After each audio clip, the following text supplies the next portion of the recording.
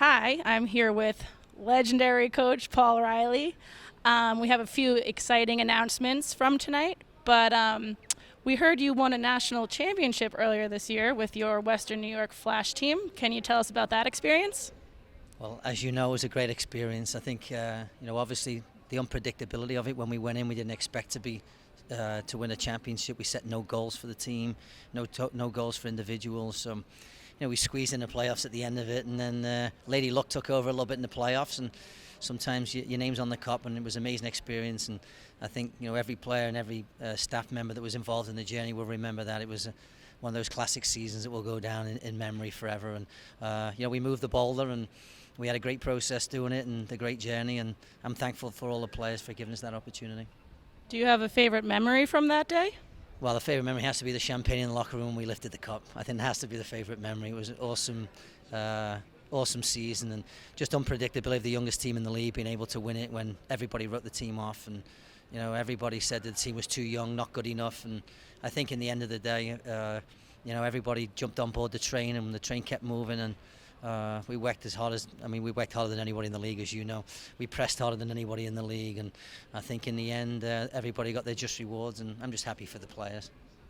So we have the developmental academy on the girls' side now. Can you tell us a little bit about that and what that'll bring to the club?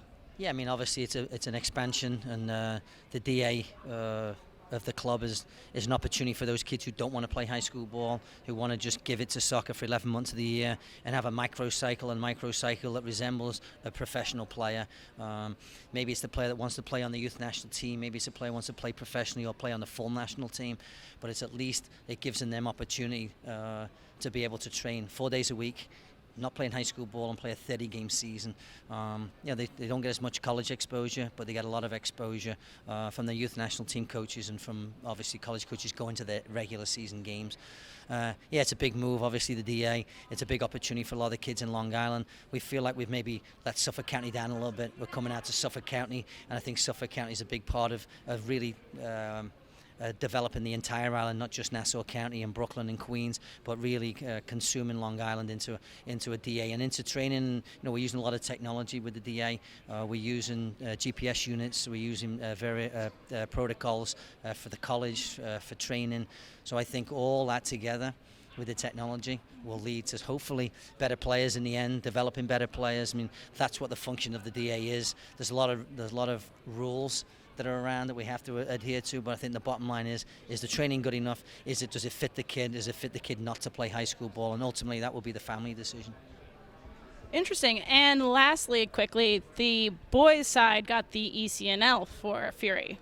Is that exciting? What do you think about that? Yeah, there's no question. Obviously, the boys' ECNL is massive for us. We've been trying to get something on the boys' side, and the girls' ECNL has been so. The platform has been amazing for us. A lot of college coach, a lot of exposure, a lot of great competitive games, and now here we are with the boys' side with the ability to have the ECNL. They can have the same platform, and for us to give them the same platform, to give them the same technology, to give them the GPSs and the wellness data and everything else. It makes us different from everybody else, and I think it makes us more professional.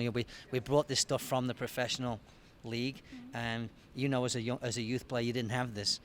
How much better could you have been?